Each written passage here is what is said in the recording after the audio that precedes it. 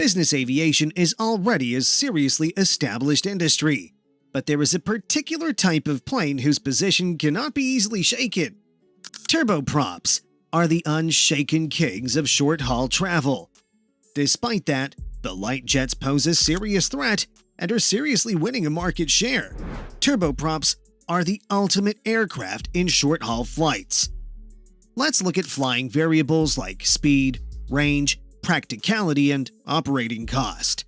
For this comparison, we'll stick with turboprops and jets that carry a maximum of 6 passengers, similar size and price. Flying, in almost all cases, is simply the faster and more reliable option. Even within the realm of flying, speed matters. The TBM can achieve a maximum speed of 330 knots. The Epic E1000 flies slightly faster at 333 knots, only 3 knots faster than the TBM.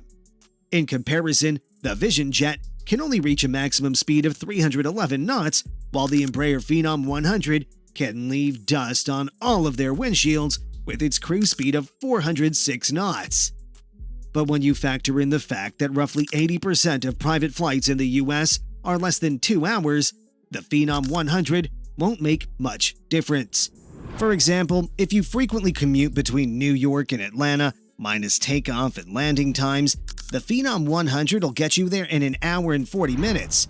It'll take the E1000 24 minutes more to cover the same distance.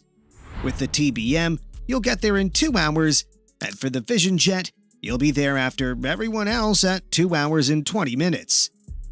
But suppose the Piaggio Avanti Evo is tossed into the mix.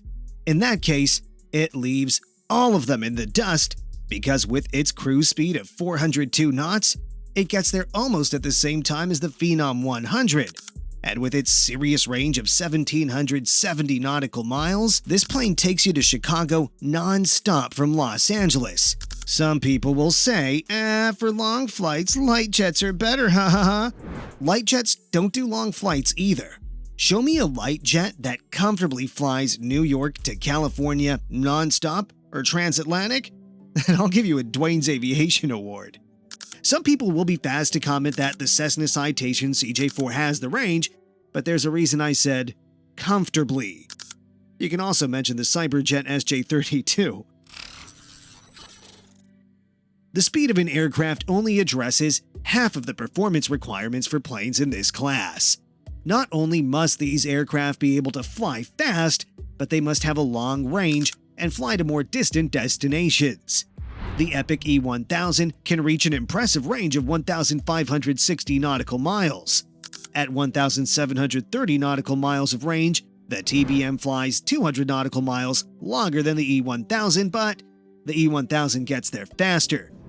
The Phenom 100 can only reach a maximum range of 1,170 nautical miles for the light jets, while the Vision Jet flies a little further at 1,275 nautical miles. This wider flying range allows the turboprops to reach many destinations non-stop, whereas most jets would simply fall short. They'd need to make a refueling stop. The average fuel stop can take anywhere from 30 minutes to an hour. This additional stop can drastically increase the overall travel time the journey would normally take. Combining the range of the turboprops with their speed and efficiency, it's simply hard to find an aircraft more suitable for the job. As altitude increases, the density of air decreases. This is good for aircraft because less air means less resistance. The less air resistance the aircraft experiences, the easier it is to zip through the atmosphere. This can allow the aircraft to fly at faster speeds while burning less fuel. All of these planes have pressurized cabins.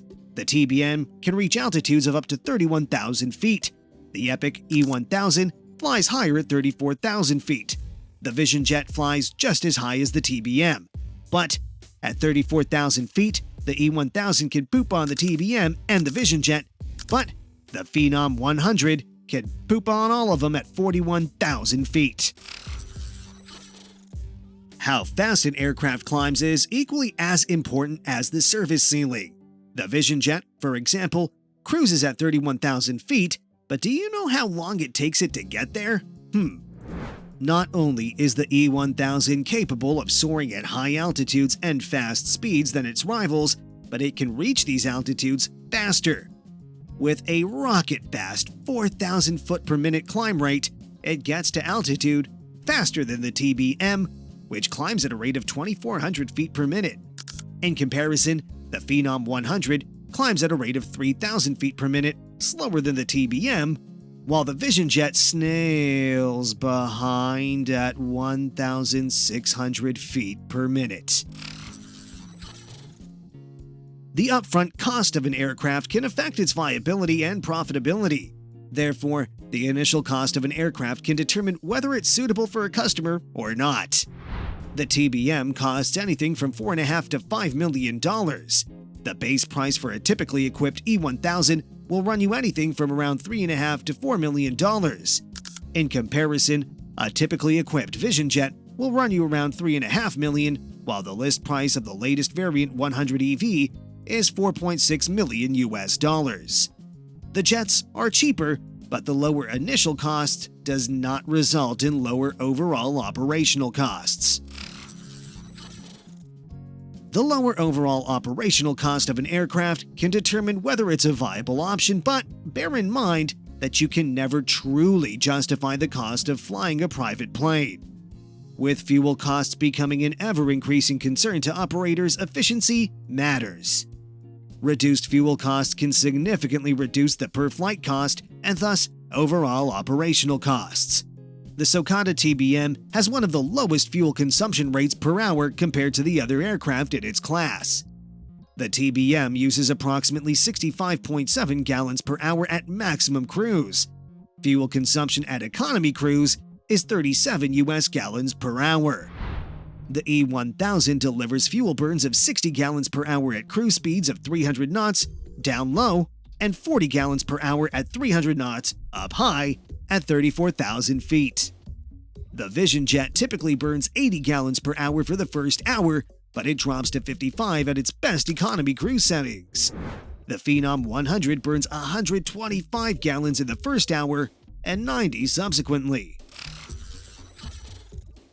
Speaking of operating costs, which comprise fuel, staff, maintenance, and all associated fixed costs of owning and operating the aircraft.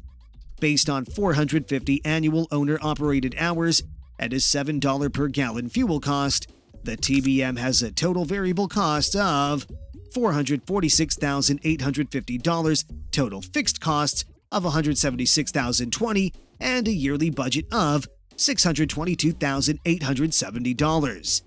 This breaks down to $1,384.16 per hour.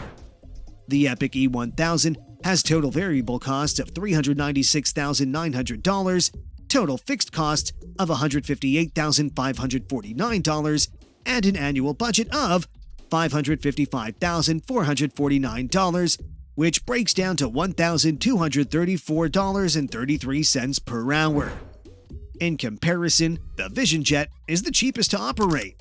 It has total variable costs of $450,450, total fixed costs of $44,956, and an annual budget of $495,406, which breaks down to only $1,100.90 per hour. And for the Embraer Phenom 100, the total variable cost is $612,625.50, total fixed cost is $63,106, and an annual budget of $675,731.50, which breaks down to $1,501.63 per hour. Remember that this is based on 450 hours per year, and most pilots fly half of that, which means that the operating cost in most cases is half of that. It's challenging to appropriately analyze turboprops versus jets in such a small and limited setting. There are many variables in the equation: twins versus singles, which size category, and so on. Turboprops burn less fuel but are slower, so it ultimately evens out in the end. Jets are more sensitive to austere and unprepared or unmaintained airfields and require considerably longer pavement for takeoffs and landings. Apart from the examples mentioned in this video, let's look at other serious turboprops and light jets you can equally get. The Lancer Evolution is the best 4-seat plane you can buy in place of a jet, and it comes with 3 different turboprop engine options, but I recommend the 750 horsepower Pratt & Whitney PT6 engine, which has a maximum cruise of 300 knots at 25,000 feet on a fuel burn of 39 gallons per hour of Jet A. The Piper Meridian is one of the most cost-effective small turboprop airplanes on the market today. This airplane is good at both short and long-range flights, and it uses the highly reliable 600 horsepower Pratt & Whitney PT6 turbine engine and Garmin's advanced avionics to yield a flight range of over 1,000 miles at an altitude of 30,000 feet. The cabin is great, which can comfortably seat up to 5 passengers. The Beechcraft King Air C90 GTX is one of the most efficient twin-engine options out there. With a maximum flight range of 1,500 miles, cruising at 250 miles per hour, and an impressive sitting capacity of up to 8, the Beechcraft King Air C90 GTX can carry your entire family from California to Texas nonstop, or New York to Atlanta, or London to Madrid, even Paris to Moscow. The Pilatus PC-12 is a versatile workhorse, a multi-purpose power horse, and a highly reliable airplane, which can take you from gravel to grass or even more rudimentary runways. It also uses the Pratt & Whitney PT6 turbine engine, and its capabilities are seriously great. The Honda Jet is the most unique light jet out there, particularly because of its nose section, which looks like some nice shoes. Its lavatory, despite its relatively small size, it's the only very light jet with a lavatory. Then, the over-the-wing engine mount, which is its most unique feature. Powered by 2 GE Honda HF120 turbofan engines, cruise speed is 422 knots true airspeed at 30,000 feet, and maximum range is 1,437 nautical miles. The Stratus 716X is the closest thing you can get to the Vision Jet. On paper, it outperforms the Vision Jet in every direction, but it has been in development for a long time. I don't know when it'll hit the market, but this jet is a game changer. It's designed with the owner-operator in mind, focusing on simplicity and docile flight qualities for ease of operation. The Stratos 716X's engine thrust acts close to the aircraft's center of gravity, contributing to the design objectives of easy handling and low pilot workload. Powered by a Pratt & Whitney Canada engine, cruise speed is 400 knots with about 2,000 miles of range. Eclipse 500 is the first very light jet in the world. The cabin of this jet is pretty small and automobile-inspired, but it is comfortable for 4 passengers, with the maximum configuration seating 5 with 1 pilot in the cockpit. Using 2 Pratt & Whitney Canada turbofan engines, the maximum range is 1,294 miles, and maximum speed is 370 knots, making it perfect for trips around 800 to 1,000 miles.